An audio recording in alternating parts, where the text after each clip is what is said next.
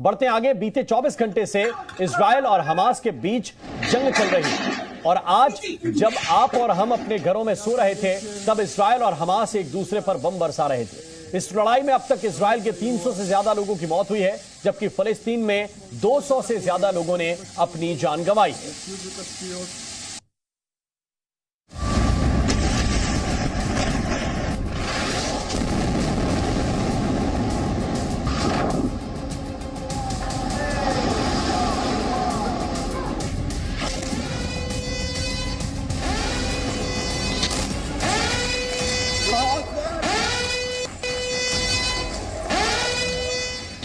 Netanyahu का बदला, करारा हमला। हमास पर इजराइल ने दनादन दागे रॉकेट्स।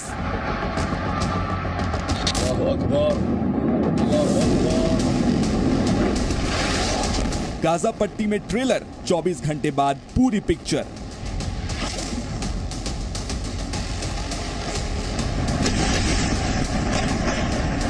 ताश के पत्तों की तरह गिरने लगी इमारतें।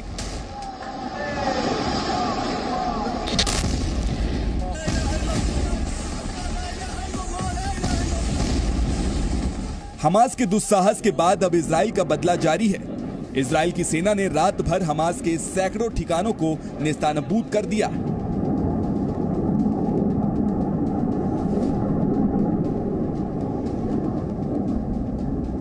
जब पूरी दुनिया सो रही थी तब गाजा जल रहा था। रात भर इजराइल की सेना और फिलिस्तीनियों के बीच युद्ध हुआ। गाजा पट्टी पर एक एक कर ऐसे रॉकेट्स पूरी रात दिख रहे थे। बदला लेने के लिए इजराइल ने रातों रात हमास के कई ठिकानों को उड़ा दिया। वहीं हमास भी पूरी रात बम बरसाता रहा।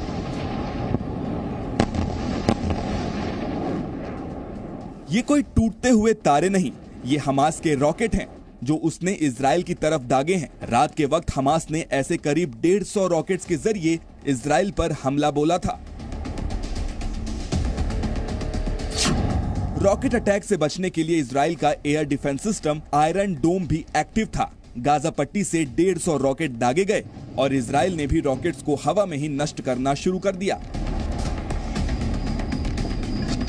पूरी रात इजराइल की सेना जंग का दायरा बढ़ाती रही। इस बात का सबूत हैं ये टैंक्स।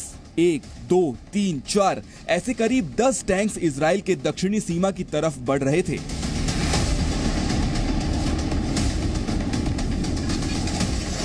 गाजा के करीब एक शहर में इजराइल ने अपने ही एक पुलिस स्टेशन को बुलडोजर से तबाह कर दिया। पुलिस स्टेशन के अंदर कई फिलिस्तीनी घुसपैठियों ने शरण ली थी, जिन्हें खत्म करने के लिए इजराइल ने बुलडोजर लगा दिए।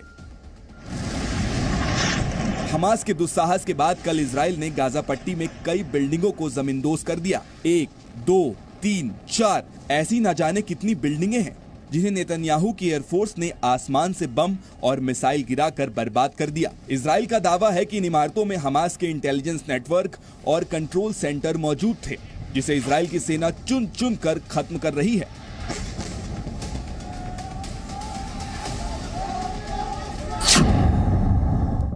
मोबाइल और मीडिया के कैमरों के अलावा थर्मल कैमरे में भी इजराइल का अटैक देखा गया। गाजा पट्टी पर इजराइल की एयरफोर्स ने हमास के आतंकियों पर चुन चुन कर बम बरसाए हैं। हमला होने के बाद यह आतंकी वहां से भाग रहा था, मगर कुछ ही सेकंड के अंदर इजराइल ने इसकी सांसें रोक दी। जमीन के साथ समंदर में भी हमास को बख्शा नहीं जा रहा। एक बोट पर सफर कर रहे हमास के आतंकियों पर इजराइल की नेवी ने बम बरसाए हैं। इन तस्वीरों को देखकर तो लगता है कि हमले से जरूर उन आतंकियों के चीथड़े उड़ गए होंगे। हमास के चरमपंथी पूरी तैयारी के साथ इजराइल की सीमा में घुसे थे। ये गाजा पट्टी का इलाका है जहां इजराइल की सीमा में घुसने के लिए करीब 15 फीट ऊंचे बॉर्डर को बुलडोजर से तोड़ दिया गया और उसके बाद कुछ फिलिस्तीनी इसी रास्ते से इजराइल में दाखिल हो गए। इजराइल ने घुसपैठ रोकने के लिए बॉर्डर पर फेंसिंग लगा रखी है, लेकिन हमास के आतंकियों ने कुछ जगहों पर फेंसिंग को नुकसान पहुंचाया है। बताया गया कि ये आतंकी करीब 24 किलोमीटर तक अंदर आ गए थे। इस सैन्य संघर्ष में दोनों ओर से बम बरसाए जा रहे हैं। इस बमबारी से इजराइल और फिलिस्तीन दोनों देशों के अंदर भारी तबाही हुई है। एक तरफ इजराइल के रिहायशी इलाकों पर बमों की बरसात हुई तो दूसरी तरफ इजराइल ने गाजा पट्टी की कुछ इमारतों का नामो निशान मिटा दिया।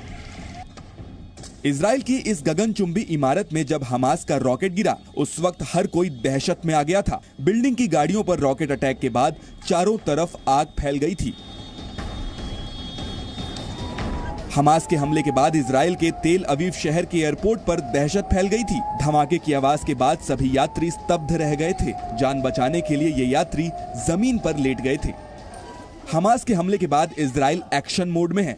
खास तौर पर इजराइल की एयरफोर्स जो पूरी ताकत के साथ हमास के ठिकानों को उड़ा रही है। एयरबेस से लगातार ये लड़ाकू विमान हमला करने के लिए उड़ान भर रहे हैं। बेहद कम समय में ही इन विमानों में मिसाइलें भी लगाई जा रही हैं।